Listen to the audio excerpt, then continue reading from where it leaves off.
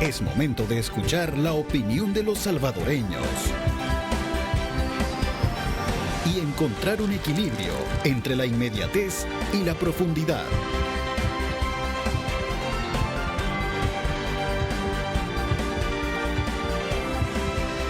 Pulso Ciudadano.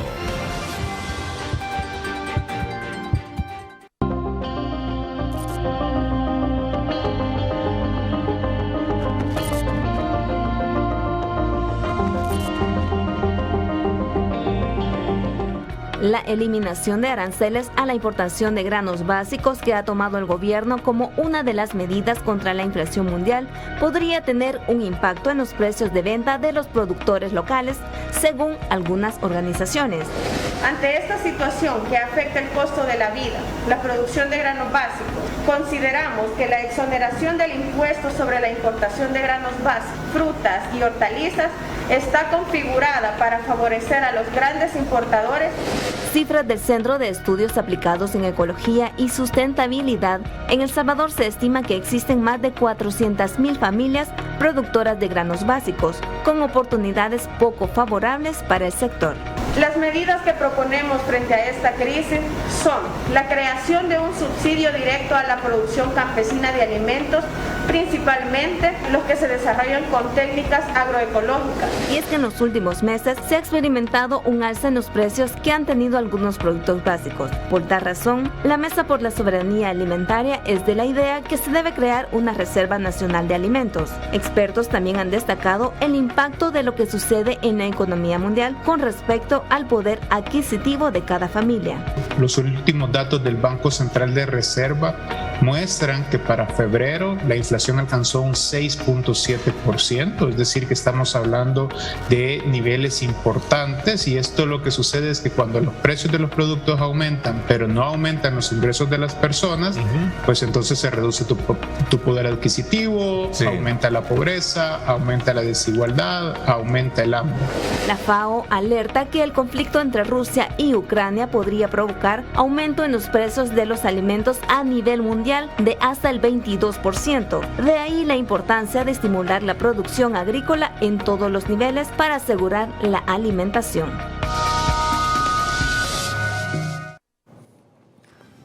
Buenas noches, gracias por estar en sintonía de Pulso Ciudadano.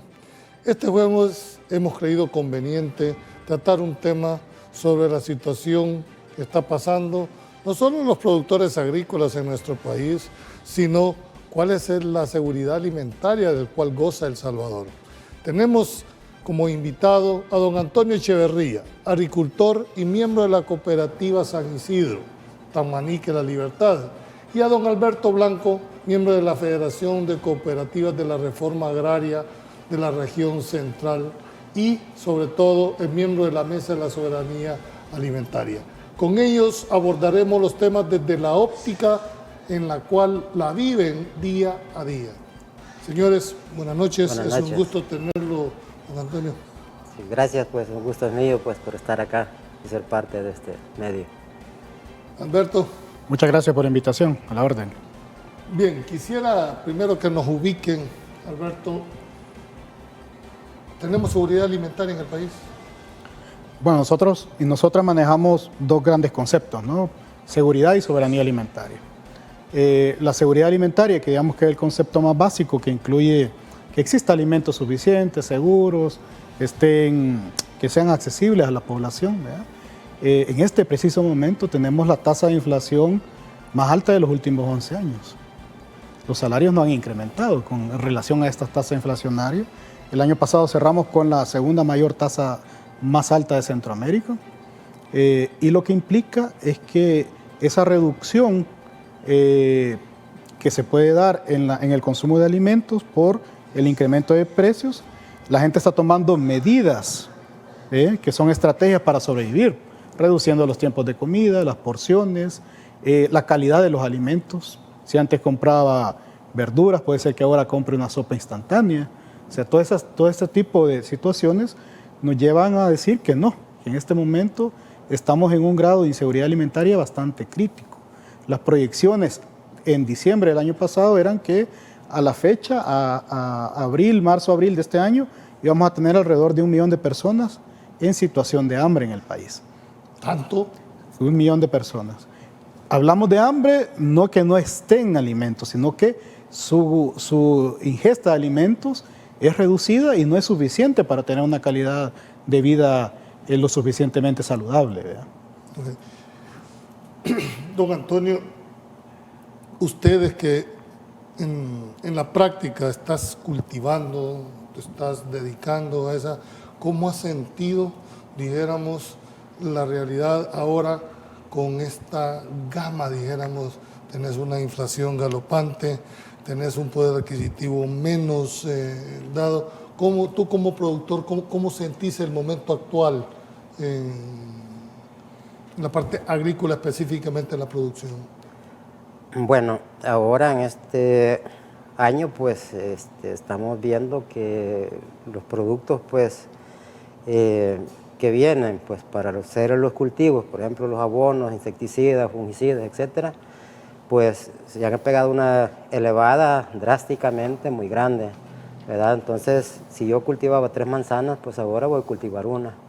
O si pues puede ser menos, solo para el consumo, pues porque ya para poder vender eso no da, pues. Entiendo que el promedio para invertir para cultivar una manzana por 800 y pico de dólares. Bueno, el Banco de Fomento Virtual está ofreciendo $700, y lo cual no alcanza.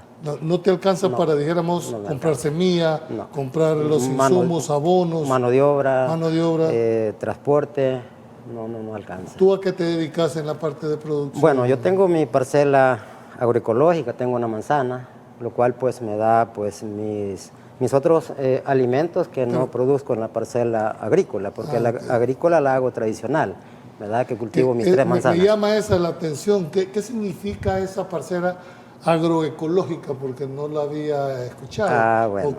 Pues, es interesante para que nuestros televidentes sepan que no es que seas solo autosuficiente, sino que tenés una de producción y tenés esta parcela agroagrícola. ¿Qué es? Bueno, para explicarte mejor, la parcela agroecológica es una parcela de una manzana que tengo, ¿va?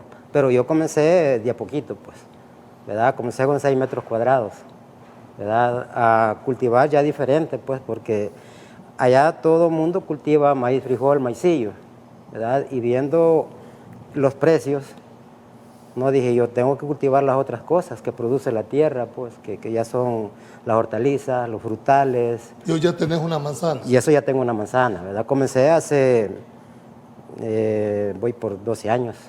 ¿Y has tenido apoyo del gobierno? ¿Has tenido apoyo de la alcaldía? Apoyo de ONG, sí, del gobierno, pues a la vez no, ¿verdad? Sí, con las ONG sí he tenido apoyo, ¿verdad? Entonces, por ejemplo, FECORACEN, Asociación Bálsamo, ahí hemos crecido, pues, ¿verdad? Capacitándonos y poniendo en práctica también lo aprendido, pues, porque no se trata solo de ir a la capacitación y quedarse así, porque muchos compañeros así se han quedado, no se han arriesgado a producir. En cambio, yo pues ya tengo un poco más de una manzana, donde tengo ya mis hortalizas y con un poquito de agua que tengo, ¿verdad? Que en el verano, invierno pues, cultivo más y pues eso me ha dado también me ha dado la otra parte, que abrir mercado en Chiltipán. Chiltipán no cuenta con mercado. Entonces nosotros tenemos un mercadito cada domingo, vamos a venderle productos, las hortalizas a los clientes. ¿El alcalde de tu municipio ha apoyado esta iniciativa? Hasta la vez no. ¿Se han acercado ustedes? Los acercamos solo para que nos dieran permiso de vender en la plaza, pero así con canopis y unas sillitas. No tenemos un puesto seguro, y lo cual pues lo estamos gestionando con ellos. Pero ojalá pues tengamos un local ahí para vender. Antonio, entiendo que tú estás en la mesa de seguridad alimentaria. ¿Cómo? Porque llama la atención lo que nos dice don Adalberto. Bueno, yo antes cultivaba 3 manzanas y ahora voy a cultivar solo 1 porque los insumos con los cuales yo utilizo para esto o se han ido para arriba agravados por un conflicto, ¿verdad?, a nivel mundial. ¿Cómo está viendo la mesa de soberanía? Si eso es así a nivel micro, te puedes imaginar también cómo va a afectar a nivel macro. Sí, bueno, como mesa estamos casi en todo el territorio nacional y hablamos con los compañeros y con las compañeras productoras y nos dicen lo mismo. O sea, con el precio ahorita que están los insumos, digamos la producción tradicional, convencional de granos básicos, la gente no está dispuesta a producir. y si produce va a producir para el consumo. Y eso va a agravar la situación que ya teníamos. Por ejemplo, según los datos del Ministerio de Agricultura, la temporada 19-20, tuvimos la menor producción desde la temporada 11-12. O sea, ha venido bajando y el año pasado el antepasado tuvimos la menor producción. Los del año pasado todavía no lo tenemos, pero sin duda bajó. ¿Qué implica eso? Implica que el país es cada vez menos autosuficiente en maíz y frijol. Y eso ante la crisis mundial lo que va a hacer es golpearnos más, porque no vamos a poder sobrevivir por nuestra cuenta. Y a eso se le suma la importación de alimentos que ha hecho el gobierno en los últimos años, ha abierto las puertas y ahora con la eliminación de los aranceles de algunos productos sensibles, lo que hace es que le baja el precio al productor, el precio de venta al consumidor, pero no le mejora el precio al consumidor urbano, ¿verdad? O sea, siguen comprando caro y ellos venden barato. Entonces, están mal los compañeros de las zonas urbanas y están mal los compañeros de la zona rural. Entonces, eso es una situación de grave riesgo para el país. ¿Han propuesto algo? Hay una serie de propuestas que son elementales. Don Antonio nos ha hecho una, que es la agroecología, que es un sistema productivo que incluso la FAO últimamente ha estado apoyando, que es un discurso reciente para la FAO, pero que es viejo desde los productores y productoras, ¿no? La agroecología va a permitir mantener la producción en el tiempo, sustituyendo insumos externos, mejorando la producción, mejorando la calidad del suelo, produciendo oxígeno, mejorando la biodiversidad, etcétera, ¿no? Nos dan una serie de beneficios y además nos hace resilientes ante el cambio climático. Centroamérica es la segunda región más vulnerable ante el cambio climático en el mundo. Algo nos va a pasar cada año, sea lo que sea. El año pasado el invierno cerró repentinamente, el frijol tuvo casi un 50% de pérdidas que el gobierno hoy se adelantó ya el invierno, hemos tenido 2 lluvias. Los pronósticos a finales del año pasado decían que íbamos a tener niña al inicio del invierno. No sabemos después de abril, pero a principios del invierno íbamos a tener niña, es decir, más lluvia. O sea, algo va a pasar. Por lo tanto, la agroecología nos ofrece la oportunidad de ser más resiliente ante el cambio climático. Tú en la práctica, porque uno puede opinar, dijéramos, conoce de alguna manera cómo funciona el agro, pero vaya, hace 2 días exactamente cayeron ya las primeras lluvias, ¿verdad? Y cualquiera puede decir, bueno, ya estamos listos para empezar a sembrar. Tu experiencia, tu práctica ha sido, ¿crees que ya entró el invierno ahorita? Que si ya comienza el invierno. Sí. No, todavía no. Estas lluvias siempre saben caer, ¿verdad? Pero como dice Adalberto, el cambio climático puede dar vuelta de un momento a otro. ¿Y por qué siguen quemando, dijéramos, que tanta gente como una tradición creen que eso es una manera de eliminar bichos, de fortalecer más el suelo? ¿Hay alguna forma que ustedes inducen, dijéramos, a la gente, la tratan de educar, de no quemar este tipo de...? Sí, claro. En mi caso, pues, yo no quemo el rastrojo, ¿verdad? ¿Cómo haces para limpiarla, para pues que los televidentes que nos están bueno, viendo si nosotros, a nivel nacional, puedes mandarles un mensaje? Claro, pues sí, el llamado es de que a no quemas, pues, porque al quemar le estamos quitando pues la camisa al suelo. Entonces, y si los terrenos son pendientes, pues hay una demasiada erosión.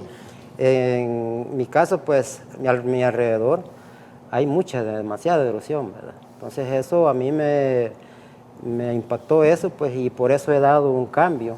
Y el llamado es a que todos lo hagamos, pues, de esa manera, con un poco más de esfuerzo de trabajo, porque claro, pues hay que carrilear la basura, o si no hay que picarla bien, ¿verdad? Es otro trabajo.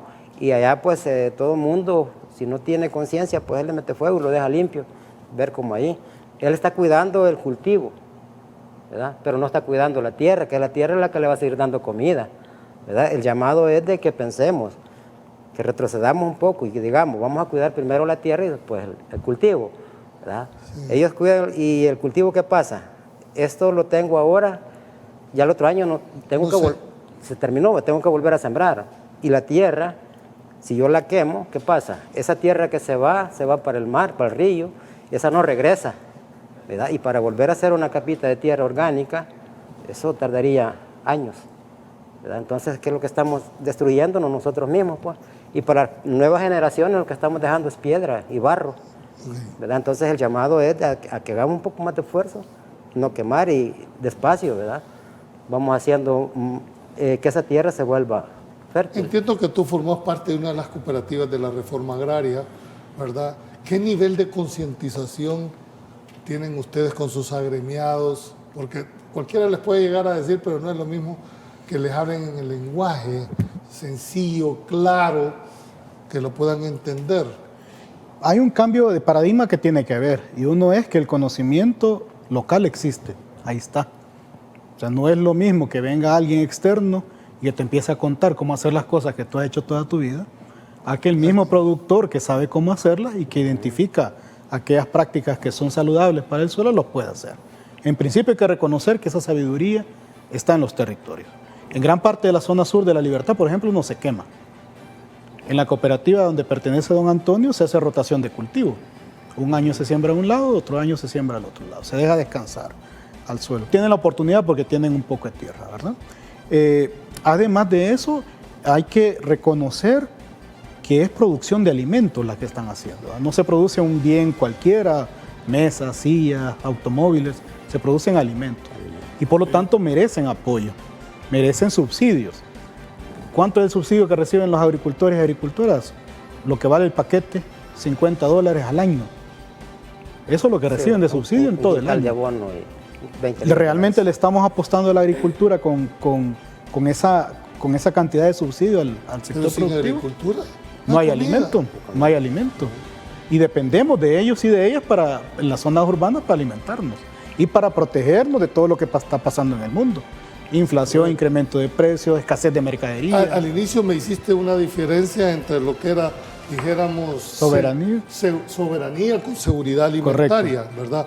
Creo que tenemos que ir a un corte comercial. Me gustaría ahondar más en ese tema porque incluso uno tiende a confundir los conceptos, ¿verdad? Sí, nosotros podemos tener seguridad en este momento, pero no somos soberanos para mantenernos en el tiempo frente a cualquier cambio. Correcto. Gracias. Antes de irnos al corte comercial le hacíamos una pregunta. Y, Alberto, nos gustaría que nos dijéramos esa diferenciación, ¿verdad?, entre lo que es la seguridad alimentaria de la soberanía. Pero antes tenemos un clip aquí de Betty Arana y nos dice: saludes desde el Congo. Me interesa se reactive la agricultura. Qué bonito que tengas invitados agricultores, ¿verdad? Y después dice: qué triste que no tengamos apoyo ni del gobierno ni de la municipalidad. Bueno, ese es el sentimiento de una que genera opinión también, y ese es el objetivo de este programa, participación ciudadana con los que en realidad generan opinión. Pero volviendo a la pregunta, Alberto, ¿cómo podemos diferenciar los dos conceptos? Sí. Bueno, el término seguridad alimentaria es un término que no nace del campesinado, empezando de ahí, nace de equipos técnicos, con una visión más productivista. En la época de la Revolución Verde se le llama que empiezan a utilizar agroquímicos, una producción intensiva, y que no es un concepto malo, no tiene esa categoría de malo, no es, pero que se reduce únicamente a la existencia de alimentos que sean saludables, que estén ahí, pero no toca puntos claves, que sí toca la soberanía alimentaria. Cómo se comercializan, cómo se producen, si producen de una manera saludable, como lo hace don Antonio. ¿Quién controla la tierra? ¿Quién controla el agua? ¿En manos de quién está eso? Entonces eso lo toca la soberanía alimentaria y que va más allá de la autosuficiencia. Vos podés ser autosuficiente, pero produciendo con venenos, por ejemplo. Podés ser autosuficiente, pero la gente no tiene acceso a esos alimentos. Entonces la soberanía alimentaria nos plantea esas cuestiones. Producción de alimentos para el pueblo, en primer lugar. Eso es lo principal, ¿verdad? También nos plantea que hay que ser solidarios, la soberanía alimentaria, ¿verdad? Por ejemplo, nosotros con El Salvador importamos casi el 80% de hortalizas y frutas de Guatemala, de Honduras, de Nicaragua, pero en Guatemala, por ejemplo, hay hambruna y nosotros estamos trayendo alimentos de allá.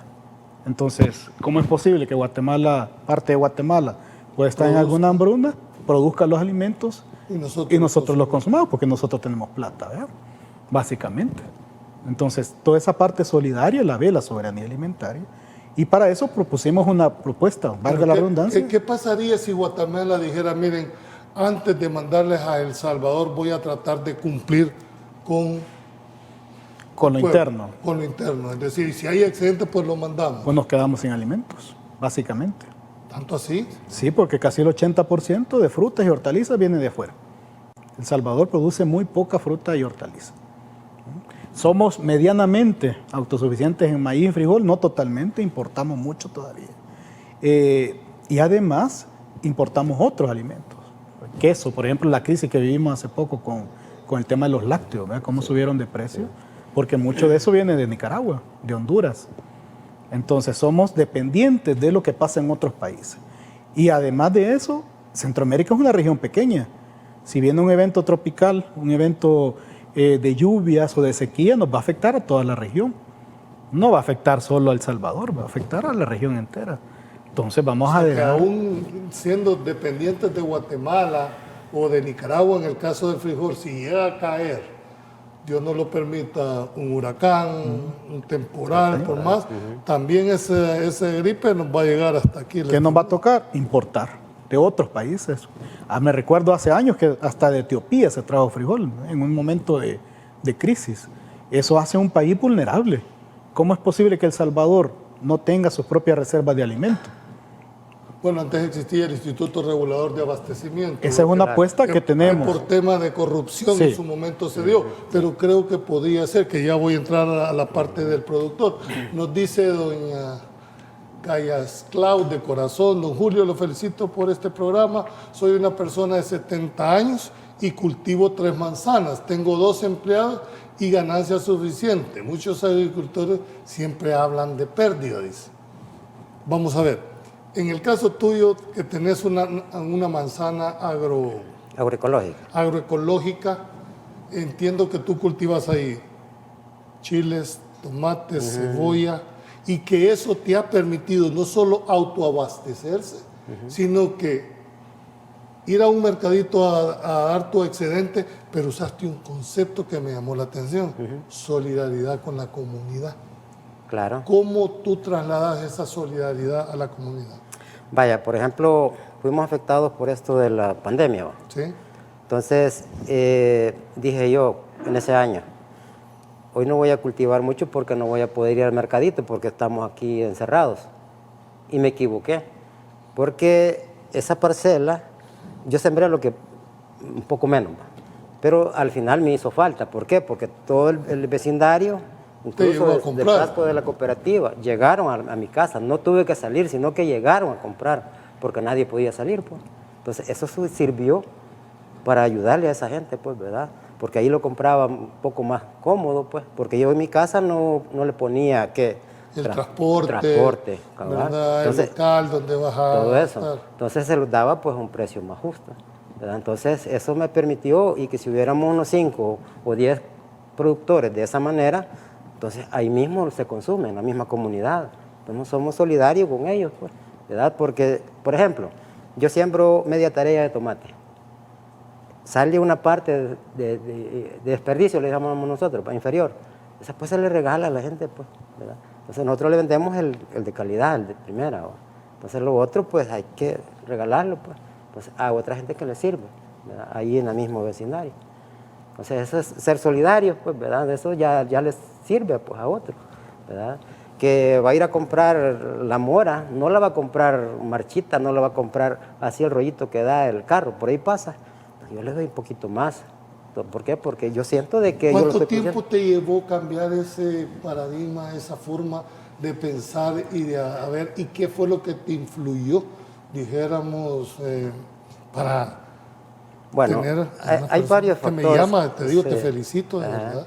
Sí, hay varios factores de que me hicieron cambiar todo eso, ¿verdad? Porque yo llegué de 50 años ahí al lugar donde estoy, ¿verdad? A esa tierra, que era de un propietario, porque nosotros somos de la reforma agraria. Entonces, en ese tiempo la tierra era una tierra más fértil, ¿verdad? Y resulta de que con los años vi de que se fue yendo.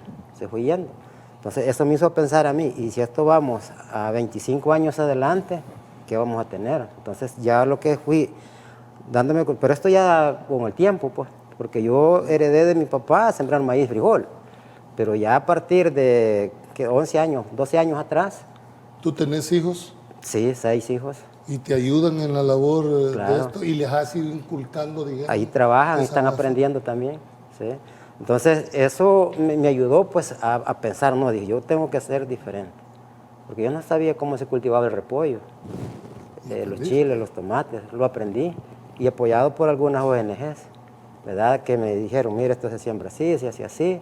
Entonces yo le puse, yendo a la capacitación y poniéndolo en práctica en la parcela alrededor de mi casa. Si comencé con 6 metros cuadrados. 6 metros cuadrados Ahí fue tu mi inicio. iniciación Ujú. y ahora tenés 10.000 varas cuadradas. Un proyectito que llegó porque mi hijo tenía 5 años. Mi esposa es la que estaba asistiendo ahí a una casa de la salud. El arzobispado dio unas semillas y para un huerto casero de 6 metros cuadrados. Nos dieron las semillitas y yo las sembré y empezamos a trabajar. Luego el siguiente año amplié más la parcela y ya fui vendiendo ahí a los vecinos. Y eso me motivó, pues, porque yo ya estaba produciendo mis propios alimentos. Entonces, ya chile, los tomates, y en fin, fui sembrando, aumentándola. Y eso, pues, ahora ya tengo ya un poco más de la manzana. Donde hay una diversidad, porque nosotros como Sí, siempre con un monocultivo, pero ahora estás diversificado. Que te da la mayor ventaja porque tienes tu comida asegurada y tienes una diversidad que por ejemplo, frutales te está dando en verano, que por la escasez del agua no podemos cultivar en verano, cultivo pero ya áreas pequeñitas, ¿verdad? Y otra que la diversidad te ayuda, porque si no tienes una cosa o pierdes en un producto, pero en el otro en el otro tenés, pues, y tenés tu comida ahí. Si yo pues a la madrugada me levanto a ver el conejo y tengo alguna necesidad, me como una mi guayaba, porque tengo guayabas también, ya ahí está. Entonces, ya existe la fruta, pues.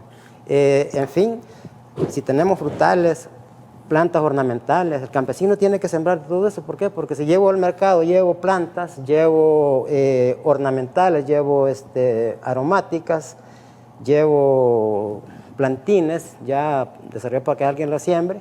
Entonces, eso es otro dinero, pues, ¿verdad? Y tenés que tener de miel, de ganado, en fin, derivados de... Alberto, ¿cómo lograr apoyar a esta gente? Porque el gran problema, no solo dijéramos en el caso de don Antonio, sino que el productor siempre paga los platos rotos. Y tú lo puedes ver en la caficultura. El productor es el que sufre, el que corre el riesgo, es el que tiene que ver. Los comercializadores que no invierten, los comercializadores que no corren el riesgo si llovió, o llovió mucho, esos son los que tienen la ganancia. La pregunta orientada, ¿no pueden ustedes integrar a estas personas que además de que ser los productores, puedan ellos comercializar directamente sus propios productos? Hay varias cuestiones que yo creo que hay que tener en cuenta. Por un lado, las organizaciones sociales, el movimiento social, hacemos lo que podemos, con los pocos recursos que tenemos. Aquí tendríamos que tener una intervención del Estado, una política nacional. ¿No la hay? No la hay, no existe este momento. No ha existido y no existe en este momento, ¿no? Y hay un discurso ahorita con el tema del plan de rescate y respeto agropecuario que no sabemos, o sea, no hay recursos para eso. Está a nivel de préstamo y no hay recursos. Entonces, ¿qué tenemos que hacer? Por un lado, garantizar el precio productor. Eso es básico, porque si no, ¿cómo va a subsistir esta o sea, ¿cómo le vamos a garantizar la vida a don Antonio y su familia? Es imposible si no garantizamos precio. Por otro lado, asegurar que en esa producción se generen estas prácticas amigables con el medio ambiente, y eso va a través del incentivo. Vamos a incentivar. Hay países que pagan por recuperar tierra, por ejemplo. Suelos altamente dañados, entonces hay un incentivo para que se recupere esa tierra, y eso beneficia al productor, beneficia a la comunidad, al país en general. Entonces necesitamos que eso exista. Por un lado, creando esa reserva estratégica de alimentos, que el gobierno compre la producción con toda la transparencia que se pueda hacer y que esa misma producción abastezca la industria nacional. Porque ahorita, o sea, no hay regulación. ¿Ustedes propugnan por un instituto regulador de abastecimiento? Algo más moderno. Sabemos de las deficiencias que tuvo en su momento el IRA, pero estamos planteando una reserva nacional estratégica de alimentos. Donde el Estado les compre a todos los productores, dijéramos, sus productos y después en la parte estratégica los puedan sacar en el momento que debe hacer. O sea, una parte va para la industria, gran parte de la producción nacional va para la industria. Fácilmente se almacena un año, a la siguiente cosecha se saca esa producción, se distribuye en la industria, se distribuye al consumidor y a la consumidora final y se vuelve a hacer el proceso, un ciclo virtuoso en el que todo el mundo va a salir beneficiado. Garantizamos precios, las personas de las áreas urbanas tienen su alimento seguro, los industriales tienen su alimento y todo eso con un incentivo para mejorar el tema de la recuperación del suelo. O sea, todo eso hay que amarrarlo. Y además, el otro problema es que es un mercado desregulado. ¿Quién pone el precio ahora para el maíz y el frijol? El intermediario. Lo que le llamamos el coyote, ¿verdad? Los intermediarios mandan. Todos los demás rubros, la caña, el café, tienen alguna regulación, alguna garantía mínima de precio. El maíz y el frijol, no.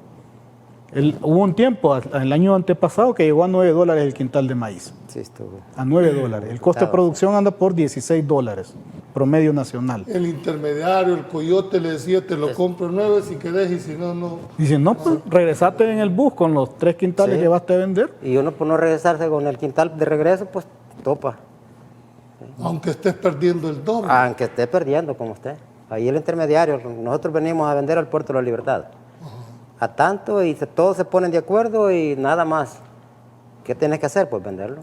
Bueno, pero ahora con la ley, incluso con las medidas, que es la última parte que hemos visto, el gobierno está dispuesto, dice, a llegar hasta las últimas consecuencias con los acaparadores, con los intermediarios, para lograr proteger, dijéramos de alguna manera, que no haya especulación en el precio.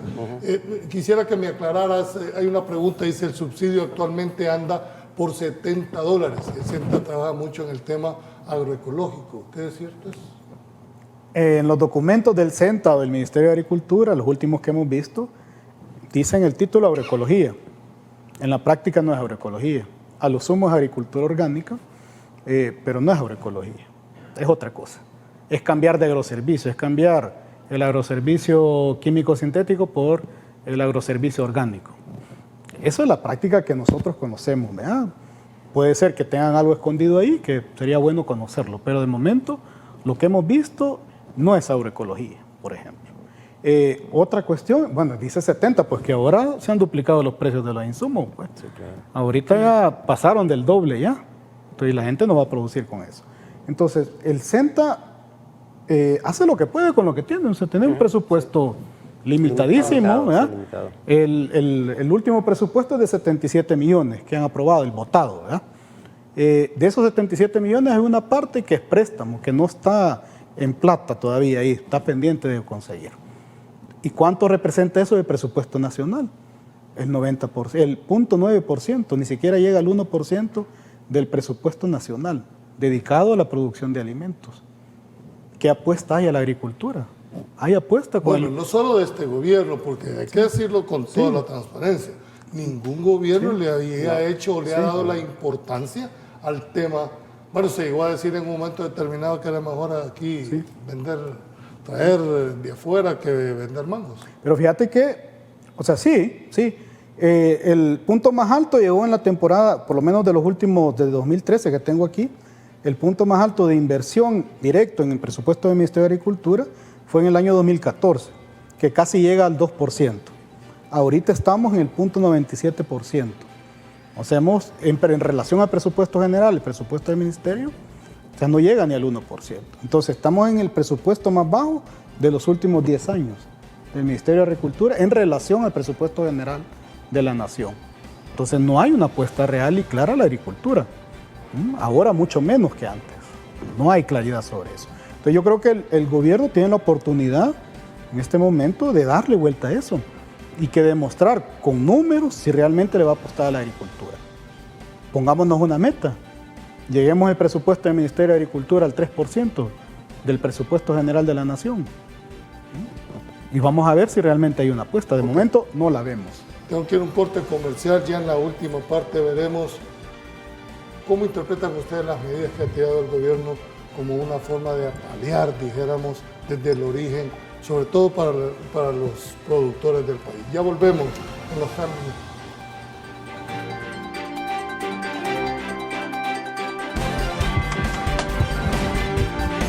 Han bajado las ventas ventas, han bajado las ventas. La gente mejor, la que compra tortilla, mejor echa sus tortillitas, compra su maicito y echa sus tortillitas. Hoy se vende menos y todo caro, imagínese usted. Antes pues por lo menos estaba un poco bajo la leche, el azúcar, todo eso. Y hoy está un poquito más caro la leña. Nosotros compramos gas porque tenemos un molinito para moler esto y hoy está caro. Se nos ha pasado el tiempo tan rápido. Quisiera hacer una pregunta muy clara. ¿Cómo vieron ustedes las medidas que tiró el gobierno como un efecto para poder paliar la crisis? Fíjate que nosotros creemos que son insuficientes, por varias razones. Bueno, pero algo sí. Es algo, como dirían en el pueblo. Por varias razones. Por ejemplo, quitar los aranceles a los productos que vienen de Centroamérica, ya no pagan aranceles, pagan IVA, ¿verdad? Pero no están pagando las hortalizas, las frutas, todo lo que viene ahí. El arroz que viene de Estados Unidos por el TLC tampoco está pagando. Entonces el impacto va a ser relativamente poco, ¿verdad? La propuesta nuestra como Mesa de Soberanía, una propuesta inicial y paliativa, es la eliminación del IVA de los productos esenciales de la canasta básica. Ahí vamos a ver una reducción. ¿Cuáles, dijéramos, si ustedes tuvieran la posibilidad, a cuáles de esos productos ustedes le podían... Porque hay que entender una cosa, lo que el Estado deja de percibir aquí, alguien lo va a pagar, porque no hay almuerzo gratis en el tema. O sea, si estás planteando qué productos, dijéramos... Vale, por ejemplo, si vemos la canasta básica, vemos la de una familia, el 33% más o menos, por lo menos hace unos años, andaba en 3 productos, maíz, frijol y maíz. Un tercio de la alimentación de una familia promedio salvadoreña va a 3 productos. Maíz, frijol y arroz, Y arroz, 3 productos. A eso, las hortalizas que más consumimos, digamos, tomate, chile, pepino, cebolla, que son los más habituales, pueden ser una alternativa para eso, paliar eso. Otra cuestión importante es el tema de crear mercados, abrir mercados. Están hablando de zonas turísticas, están hablando de megaproyectos, pero el Estado puede garantizar, por ejemplo, compras estatales.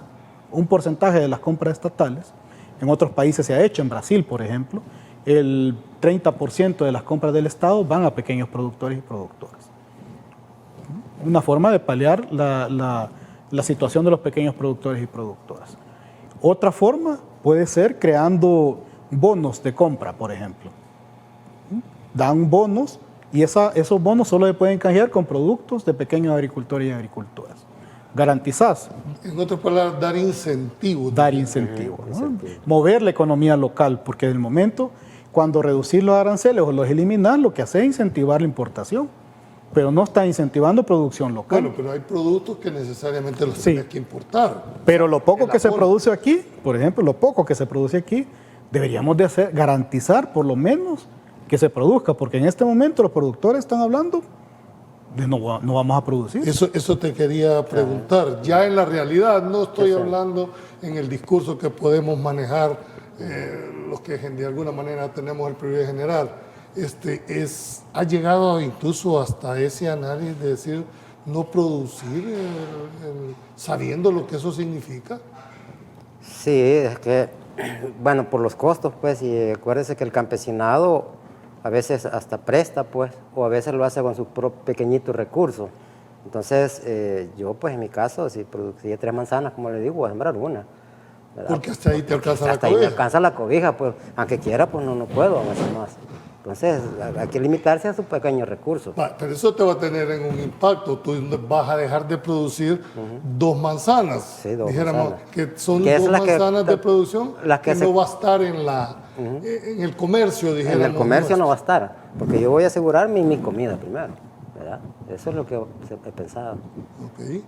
¿Y cómo ves esa figura que yo le llamo los coyotes, ¿verdad? Esa figura del agiotista, porque en el grande, dijéramos, hay formas de poder enfrentar ese tema. Pero tú que llevas tus 4 o 5 quintales y llegas al pueblo y te dicen, no, si quiere esto, y dicen, no, y se los va a llevar usted de regreso en su uso. Y no me estoy refiriendo al local, porque aquí me imagino debía haber detrás de todos estos unos más grandes que no dan la cara.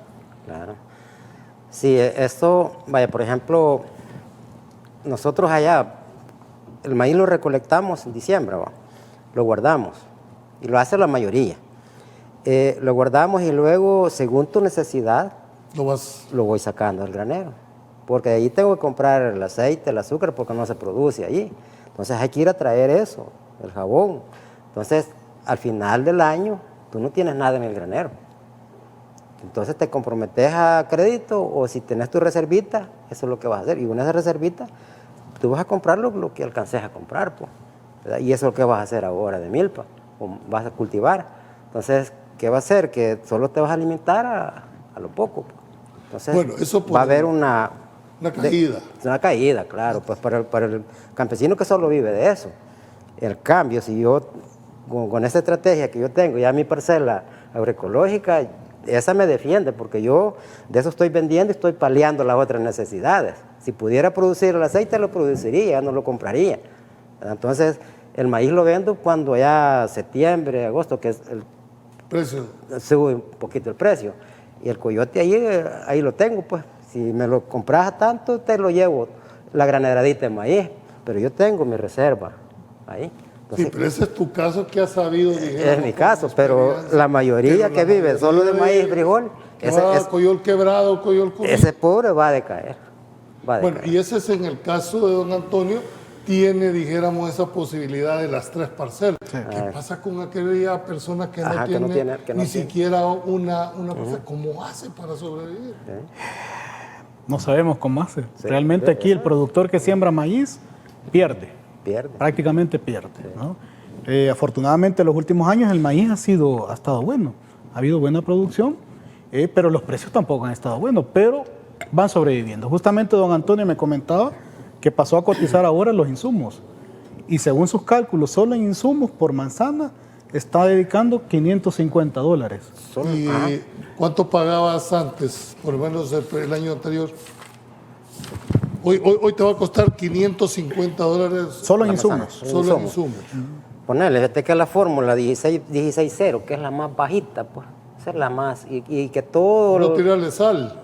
Pues sí, solo eso, porque si trae 16 de nitrógeno y 16 de potasio, lo demás no lo trae. Entonces, ¿y cómo vas a tener una producción buena ahí? Si no, en vez de aplicar triple 15, que trae 3 elementos buenos. ¿Cuál es la diferencia entre un abono y el otro en cuanto a dinero? Vaya, la fórmula triple 15, 15 de nitrógeno, 15 de fósforo y 15 de potasio. Y el otro es 16-16, trae 16 de fósforo, 16 de potasio y 0. El otro elemento. ¿Y la diferencia de precio? El precio es más bajo. La diferencia, ¿En el 16-16? Ajá, la diferencia anda en que el triple 15 te cuesta $96 los 2 quintales. Y en la fórmula 16 te cuesta $84.50. ¿Cuánto valía el 16 antes de la subida de precio? Este 16 valía $3.44, parece, el año pasado. Estás hablando casi más del doble. Más del doble. Sí. El sulfato andaba por $28 y ahora te cuesta $60. Y con la medida dijéramos, de eliminar los aranceles para este tipo de productos, ¿no impacta en el precio? Momentáneamente te recordás que tienen en bodega, o sea, hay producto que ya está aquí, que ya ingresó. No sabemos cuánto es, pero puede ser que sea bastante. Entonces, el impacto... ¿Ya ajustaron los precios a la...? Sí. Entonces, la urea, fíjate que hoy anda $87 y andaba por 44, parece, el año pasado. Y eso se va a ver reflejado también en el precio que ustedes van dijéramos, a cobrar en el momento que salga la producción, porque no te la vas alguien la va a pagar, y el problema es que lo termina pagando también el consumidor, ¿verdad? Yo también tuve aquí en esta misma mesa a un vendedor de la tiendona y le hice exactamente la misma pregunta. Estamos claros que tienen que trasladarle el precio al insumo que usted, pero no en muchos de los casos en lo excesivo de ese traslado, porque no responde, y lo aceptó con mucha honestidad el vendedor, y dice, bueno, es que yo solo cumplo órdenes, ¿verdad? Me dijeron, la caja de tomate la va a dar a tanto, y a tanto, y ella si quiere usted la compra o no la compra. Entonces tú estás previendo de que con estos insumos o el precio que vayan a tener, vamos a estar hablando del doble de precio de lo que actualmente está pagando la población. O el doble de precio si producen, pero si no produce la gente, la mitad de producción. O sea, estamos hablando de la mitad de producción o menos. ¿Cuántos quintales de maíz produce El Salvador? El año antepasado estuvo en, ya te digo, 17 millones creo que anduvo. Sí, 17 millones el año 19-20. O sea, estamos hablando, puede ser que haya una reducción, 7, 8 millones de quintales. Si nos vamos en el ejemplo que plantea don Antonio, yo no voy a sembrar las 3, sino que voy a sembrar una porque hasta ahí me alcanza la cobija. Pero no solo es el hecho que va a reducir, sino también va a impactar también el precio, porque a menor no hay demanda, va a haber mayor oferta y la oferta va a disparar el precio. Dice David Guerrero, en conclusión no hay producción ni políticas encaminadas a incentivarla. El problema no es el encarecimiento de los productos. El problema es que no va a haber productos alimentarios. ¿Qué hacer? Pregunta él. Bueno, primero, yo creo que el Ministerio de Agricultura, llevamos el tercer ministro en 3 años. Desde nuestro punto de vista hay una ausencia total del Ministerio de Agricultura en las políticas públicas referidas al tema productivo.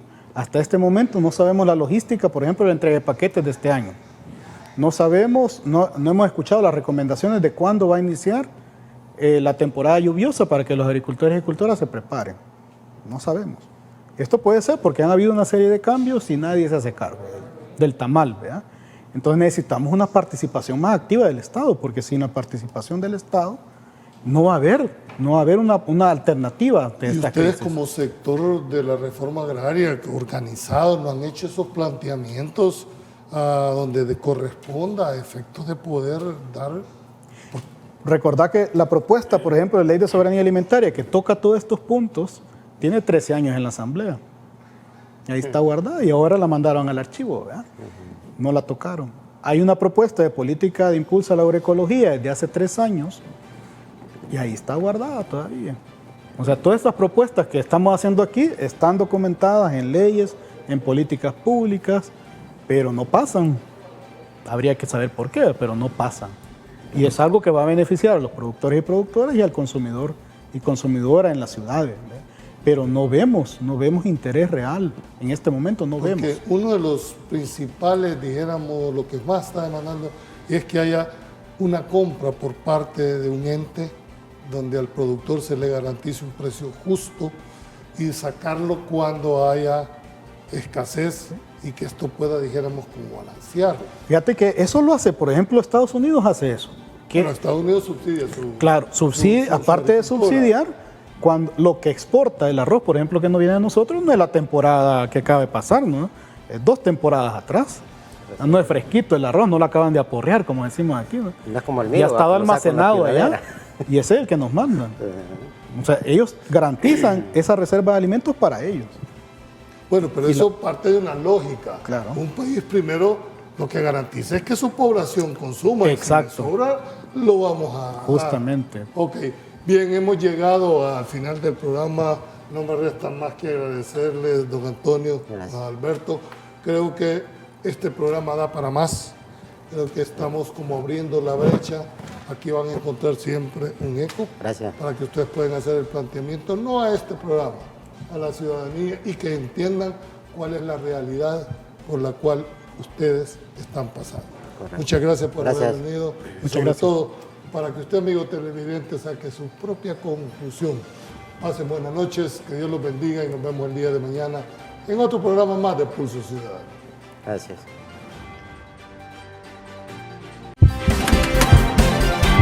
Es momento de escuchar la opinión de los salvadoreños y encontrar un equilibrio entre la inmediatez y la profundidad.